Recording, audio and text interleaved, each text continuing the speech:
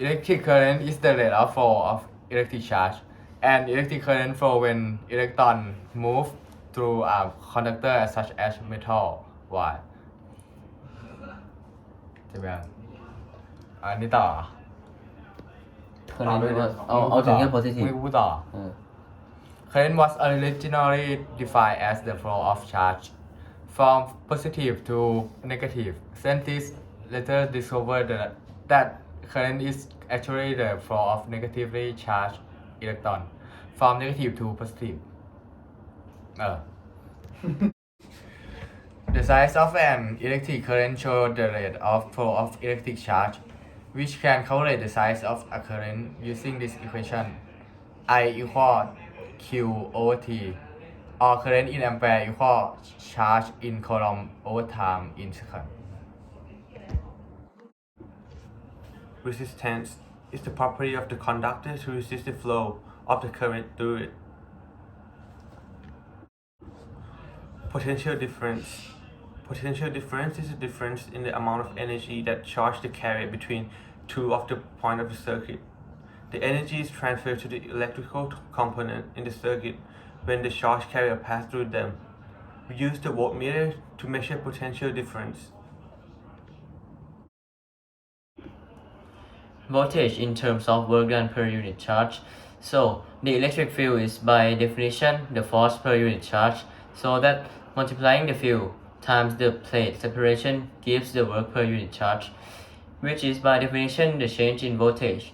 We can calculate using the formula V equal W over Q, or voltage in volts equal work done in joule over charge in coulombs. So comes to the Ohm's law. The current that flows through most substances is directly proportional to the voltage V, which is applied to it.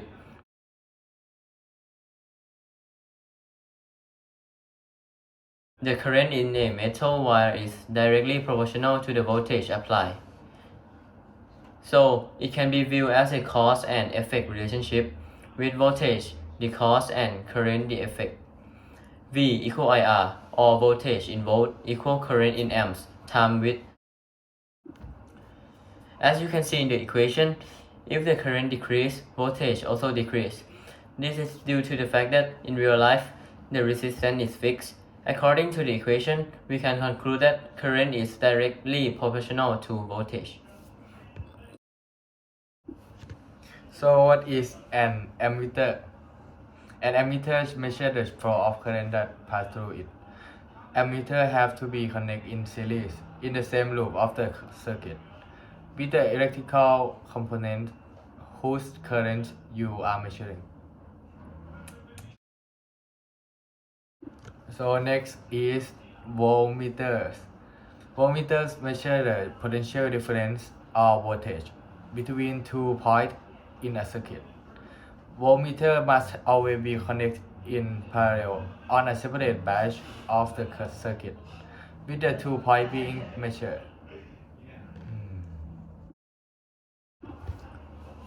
So comes to the conservation laws in the circuit.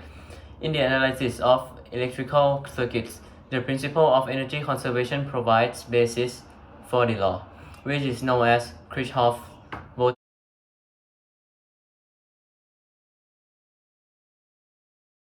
law. It states that the algebraic sum of the voltage encountered in traversing any loop of a circuit in a specified direction must be zero. Or in other words, the voltage changes around any closed loop must sum to zero. The sum of the voltage rises is equal to the sum of the voltage drops in the loop.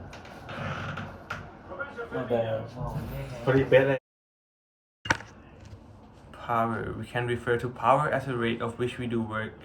Also, it's the ratio of work and time. Besides, we calculate it mathematically using the formula. The SI unit is what? P equal W over T, which is power in watt equal work in joule over time in second.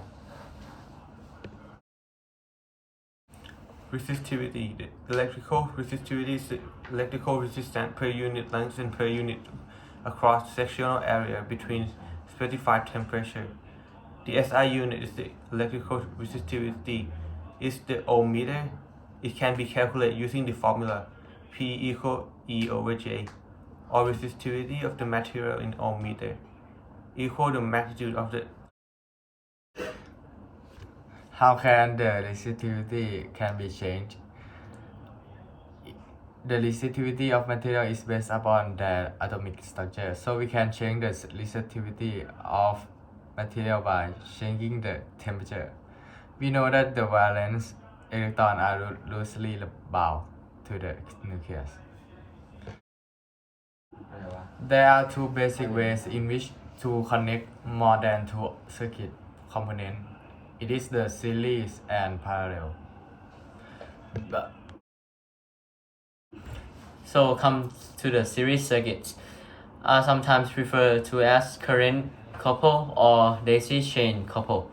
The current in a series circuit goes through every component in the circuit. Therefore, all of the components in a series connection carry the same current.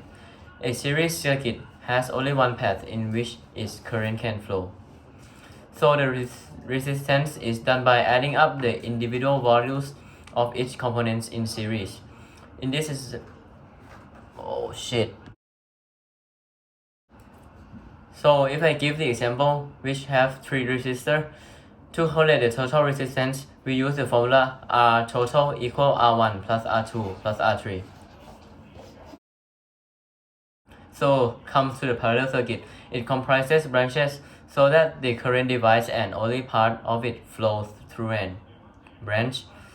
The voltage or potential difference across each branch of a parallel circuit is the same, but the currents may vary. To calculate the total overall resistance of a number of resistors connected in this way, so it can be added up in the individual resistances. So to calculate the total overall resistance of a number of resistors connected in this way or in parallel, so we add up the individual resistance. This is done by using the following formula.